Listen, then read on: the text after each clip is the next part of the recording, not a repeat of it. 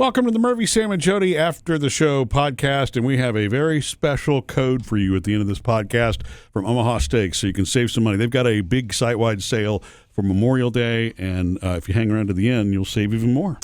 One of the things in the summertime that always makes me crazy and it makes me sad, but Murphy's proud that I never say anything to strangers about it, is when I see someone walking their pet on asphalt in the heat of the summer, in the hottest part of the day, because I see it all the time, and you got to know. And if you've never been told this, you just don't know. I know you love your pet because you're taking them for a walk, getting them the exercise they need.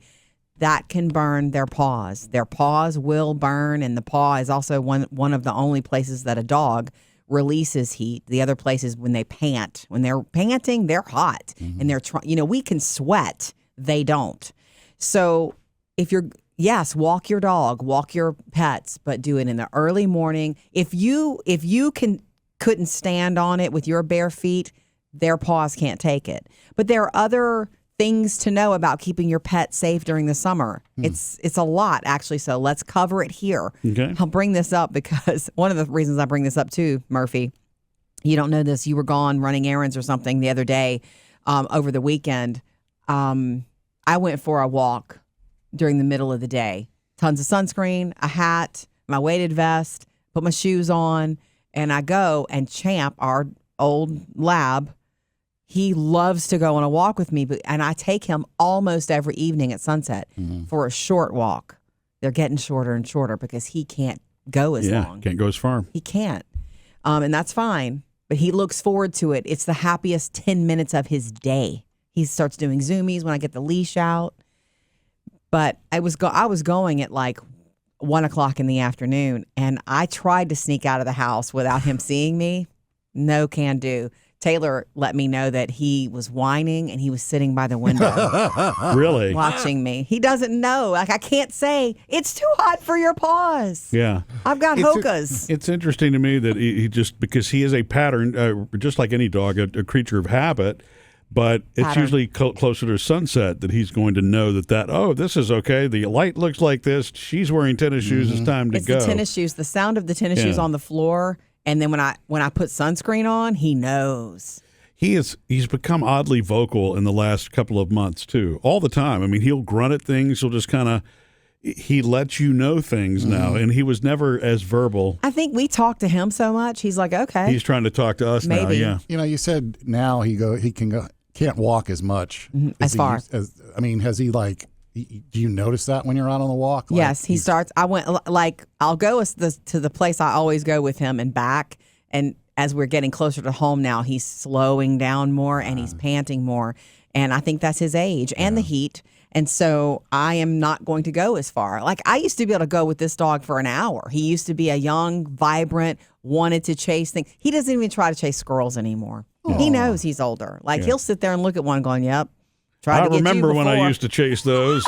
Maybe it's not age. Maybe it's common sense. I never catch one, so why bother? Anyway, but back to the hot weather. Other things for your animals that we kind of feel like they're animals. They can handle all kinds of things, and it's true. They're very different than us, but you need to take in some of the same considerations you take for yourself. If you're going to be hanging out at the park all day or beach or wherever, outside a lot because you're enjoying some sun, they need places. They need shade. That's why you'll see a dog get in the dirt. Yeah. It feels cool to them, the dirt. I actually saw Champ, who is our lab boxer mix, get off of his bed the other day and just go lay on the floor. And that's because it's cool. It's cooler. Mm-hmm. Gus has been doing that lately, laying on the kitchen tile. Because it feels nice. Yeah. Exactly. So make sure they have some shade or an umbrella, or if you're taking them along with you, if it's a family dog, you need to give some consideration to how hot they can get, and they release heat differently.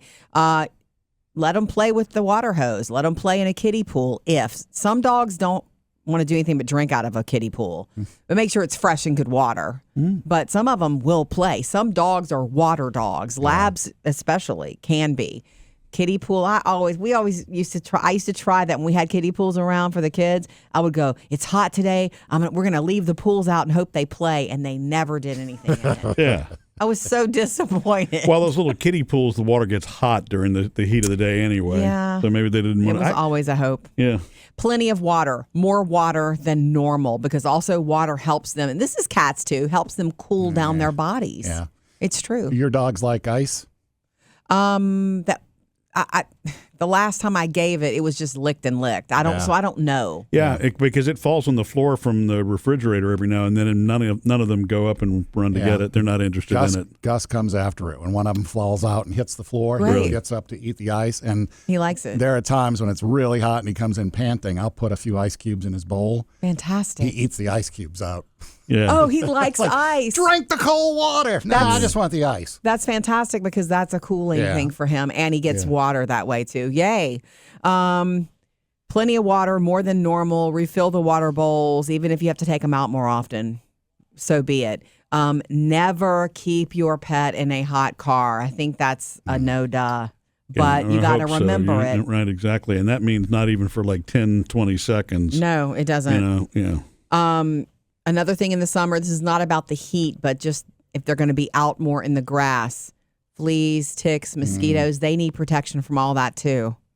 And the word about the long walks, we'll go back to the main thing of walking them either at sunset or in the morning early before the pavement gets too hot. Or walk them in the grass if you're going to do, or something that's not cement, concrete, or asphalt. Don't go on long walks if the temp outside is above 77. Oh. Because especially if your dog has a couple of coats and all that can vet offices see dogs with heat stroke in the summer when you're not thinking about their needs. You're only thinking about the way you can handle it because you can sweat. 77 is difficult though because there are parts of the country that Never go especially below. summertime are not going to go below 77. I know. That's why you have to just take the pets into consideration. Yeah. And of course, talk to your vet about any of this. Can I ask a dumb question? Please. That's what I'm good at.